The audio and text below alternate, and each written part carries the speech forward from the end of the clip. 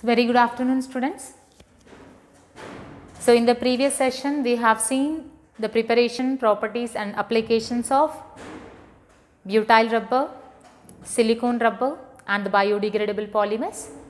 So let us see the last topic in unit 3, that is conducting polymers. So we have seen many polymers, we have seen all the properties of the polymers. So generally almost all the polymers are using in the electronic industry as the best electrical insulators. Yes, so we are using in the cable wires and in the toys. Yes, this we are using in the switchboards and the switch plugs.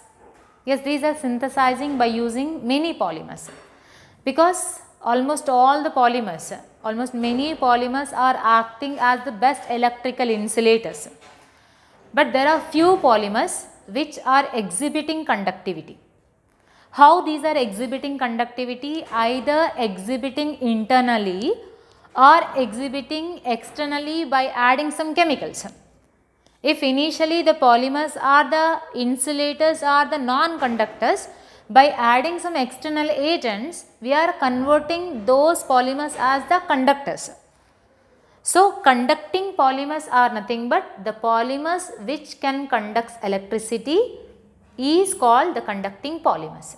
The polymers which can conduct electricity or which can exhibiting conductivity is called the conducting polymers. These conducting polymers further classifying into two types. One is called intrinsic conducting polymers, and the second one is called extrinsic conducting polymers. Intrinsic conducting polymers and the extrinsic conducting polymers. These intrinsic conducting polymers further classifying into two types. One is intrinsic conducting polymers with conjugation. Intrinsic conducting polymers with conjugation. And the second type of intrinsic conducting polymers are the doped conducting polymers or doped conducting polymers. In the extrinsic conducting polymers also further classifying into two types. One is called conducting element filled polymers,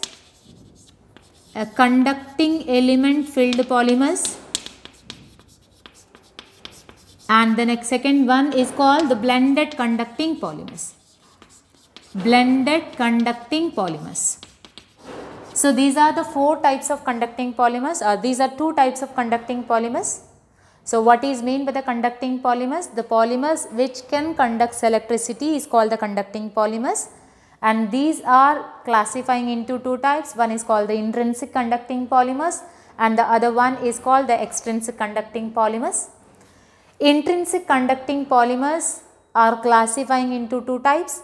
One is called intrinsic conducting polymers with conjugation and the other one is the doped conducting polymers.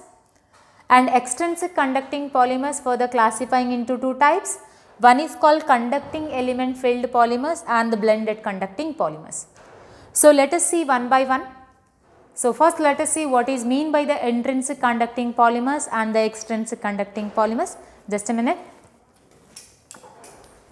So let us see what is mean by the intrinsic conducting polymers.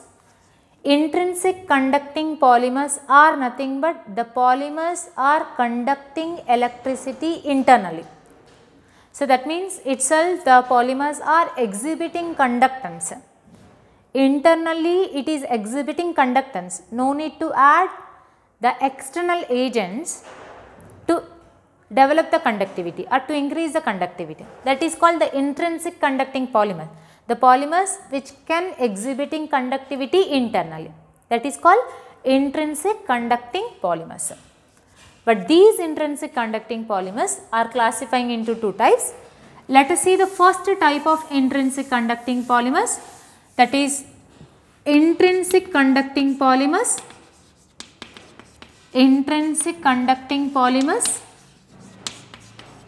with conjugation. So first let us see what is mean by the conjugation, what is mean by the conjugated compounds. So let us see the polyacetylene. This is the best example of the conjugated compound. Conjugated compound is nothing but if the compound is having alternative single and the double bond. If any compound is having alternative single and the double bond, that is called the conjugated compound. Polyacetylene is one of the conjugated compound because it is having alternative single and the double bond. So this is polyacetylene, this is polyacetylene, even polyaniline. Polyaniline also one of the conjugated compound, but here I am taking the simple example, that is polyacetylene. Polyacetylene is one of the polymer and it is an example of intrinsic conducting polymer with conjugation. So intrinsic conducting polymer with conjugation is nothing but the conjugated compounds are exhibiting conductance due to the delocalization of the pi electrons. Here there is a pi electron which are located at the alternative position. Here the pi electrons are located at the alternative position and these pi electrons are shifting from one position to another position. That means here these pi electrons are shifting from here to here and these pi electrons are shifting from here to here and these pi electrons are shifting from here to here and so on. So like this, on the entire chain the pi electrons are shifting from the one position to another position. That means there is a transfer of electron. Transfer of electron is nothing but movement of electron. So when the electron is moving, it is exhibiting conductivity. Yes. So how the conductors are conducting electricity? Due to the mobility of electrons or due to the mobility of ions. So here the electrons are shifting from one position to another position. So it is exhibiting conductance. But it is exhibiting conductance partially, not completely, it is exhibiting conductance partially. Because in the initial conjugated compound, this is a valency band and this is a conduction band. Initially the valency band and the conduction band difference is more, but when the pi electrons are shifting from one position to another position, the space between valency band and conduction band is minimizing. These are not very close to each other, the valency band and conduction band are not very close to each other, but there is a small gap between the valency band and the conduction band. The gap is not much bigger and these two are not very close. The gap between the valency band and the conduction band is medium between the insulators and the conductors. So it is acting as a semiconductor. Initially it is acting as a semiconductor. So now what we are doing? We are placing this conductor, this semiconductor in the electric field. You know what is electric field and the magnetic field. So what we are doing? We are placing the semiconductor in the electric field. When we are placing in the electric field, the transfer of electrons from one position to another position very fastly. Movement of pi electrons from one position to another position very fastly. That means we can't even recognize the position of electron where it is shifting. So like that the pi electrons are moving from one position to another position. But whereas in the absence of electric field, the pi electrons are shifting which can be recognized easily by the naked eye because these pi electrons are shifting very slowly. So it is acting as a semiconductor. But whereas in the presence of electric field, the pi electrons are shifting from one position to another position very fastly. So the gap between the valency band and the conduction band is very close to each other and it is convert to the conductor. Yes. So that is intrinsic conducting polymers with conjugation. So any conjugated compounds, initially these are acting as the semiconductors, but by placing in the electric field these are converts to the conductors. Yes. So let us see the next intrinsic conducting polymers. doped conducting polymers. It is also very important in the external examination. Doped conducting polymers. So you know what is mean by the doping, you have seen in the physics in the intermediate level. So again let us see what is mean by the doping. So even in the case of the doped conducting polymers also, the example is the conjugated compounds.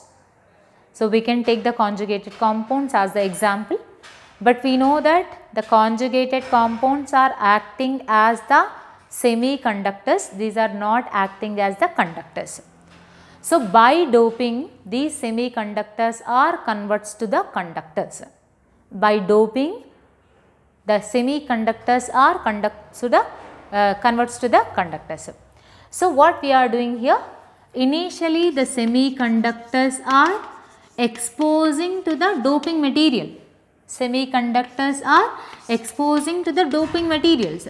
So what are the doping materials here? Doping materials are the Lewis acids and the Lewis bases. Yes.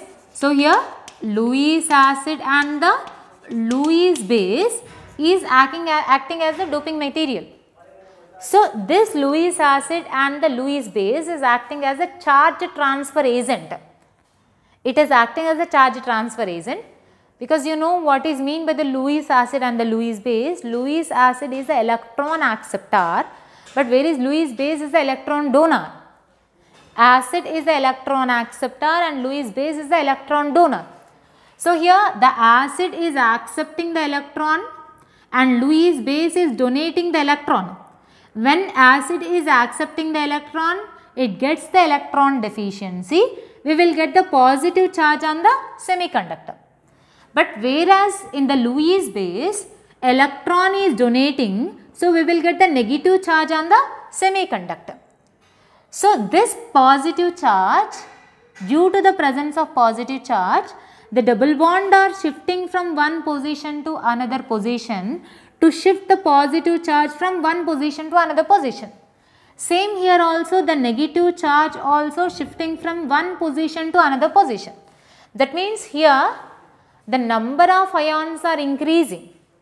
The number of ions are increasing, or the ions or electrons are moving. But we know if the electrons are moving, these are exhibiting the conductance. Yes. So in the doped conducting polymers, the semiconductors are exposing to the charge transfer agents. By exposing to the charge transfer agent, either the positive charge or negative charge is creating on the polymer chain. Due to creating on the polymer chain, these are exhibiting conductance. That is called the doped conducting polymers. So based on this, doping is further classifying into two types. So one is called P-doping and another one is called the N-doping. P-doping and the N-doping. Let us see one by one. There you can understand better what is doping. First let us see the P-doping.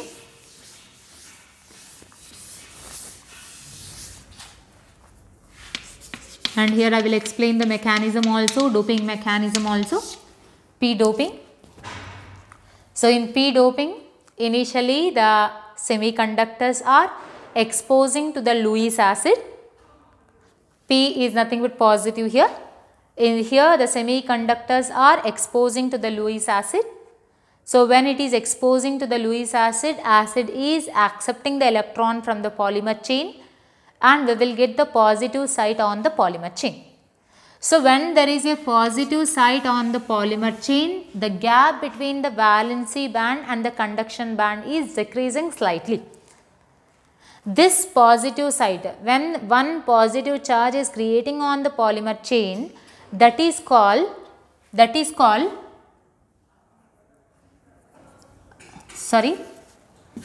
So here when one positive charge is creating on the polymer chain, the gap between the valency band and the conduction band is decreasing, but these are not very closer to each other. Again by adding the another mole of the Lewis acid, one more positive site is creating on the polymer chain, and again the gap between the valency band and conduction band is very closer to each other. That means when the two positive charge, when one positive charge is there, that is called the polaron. When the two positive sides are creating on the polymer chain, that is called the bipolaron. The bipolaron is completely converts as a conductor because the gap between the valency band and conduction band is decreased. So let us take the example polyacetylene only. So this is polyacetylene, we know this is polyacetylene, this is polyacetylene. So this polyacetylene I am going to write like this.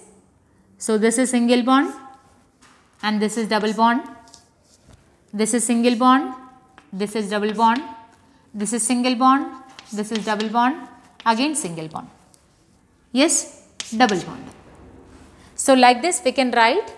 Here the corner is nothing but CH. We are not representing CH, but just we are writing the bonds here. So let us write the polyacetylene like this.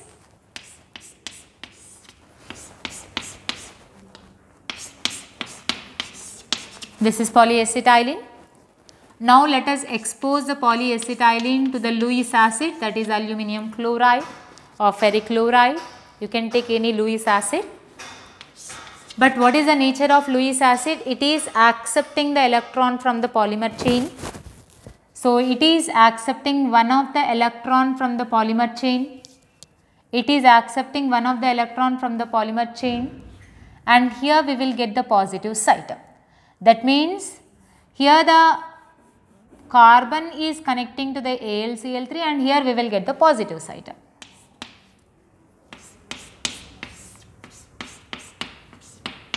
Here it is bonding to AlCl3 or any Lewis acid, and here we will get the positive side. See, initially the gap between the valency band and conduction band is more. So it is acting as a semiconductor, not more, that is the medium between the insulator and the conductor. And here the gap between the valency band and conduction band is somewhat closer. It is called the polaron. When one positive site is creating on the polymer chain, that is called the polaron. And again by adding one more mole of Lewis acid, when we add another mole of Lewis acid, now this carbon is bonding with AlCl3 and here we will get the positive side.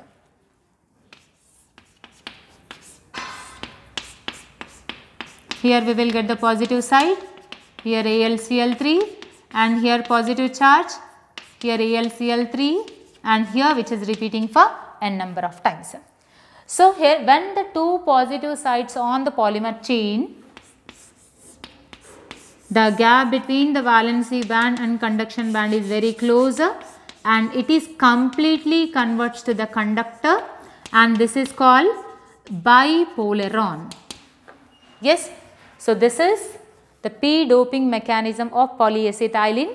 In the p-doping process, the polymer is exposing to the Lewis acid to get the positive charge and the double positive charge, that means polaron and the bipolaron. These are responsible for the conductivity. That is p-doping mechanism of polyacetylene. Same n-doping also, but in the n-doping, the polymer chain is exposing to the Lewis base. Polymer chain is exposing to the Lewis base. But when the polymer chain is exposing to the Lewis base is donating the electron. It is donating the electron to the polymer chain, but when it is donating the electron, here we will get the excess electron. So immediately this bond is shifting from here to here. So here we will get the negative side on the polymer chain, and here this bond is connecting with the Lewis base. So in the place of plus we will get the negative charge when the polymer is exposing to the Lewis base. Same when this is exposing to the another mole of Lewis base, this another mole of Lewis base is donating the electrons here and this bond is shifting from here to here. That means here we will get the negative charge and this carbon is bonding with the Lewis base. That means in the place of two positive sides we will get the two negative sides. In the place of Lewis axis we will get the Lewis base. But there also if we have only one negative side, that is called the polaron. If we have the two negative sides, that is called the bipolaron. So, in whether the p doping or n doping, in both the cases polaron and bipolaron are responsible for the conductivity, that is intrinsic conducting polymers. So, let us see the next one, extrinsic conducting polymers.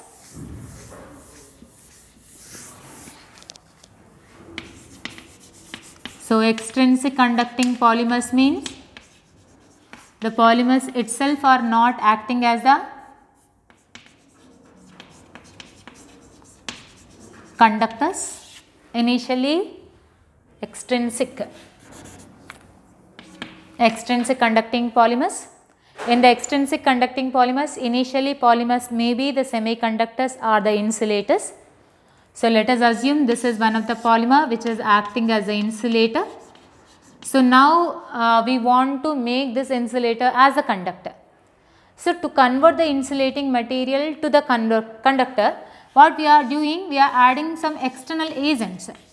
By adding some external agents, the semiconductor is converts to the conductor, because these are increasing the nature of the conductivity. Yes. So, that is extrinsic conducting polymers. These extrinsic conducting polymers are two types. In both the cases we are adding some external agents. One is the extrinsic conducting polymers and the second one is the blended conducting polymers. Extrinsic conducting polymers are two types. One is conducting element filled polymers,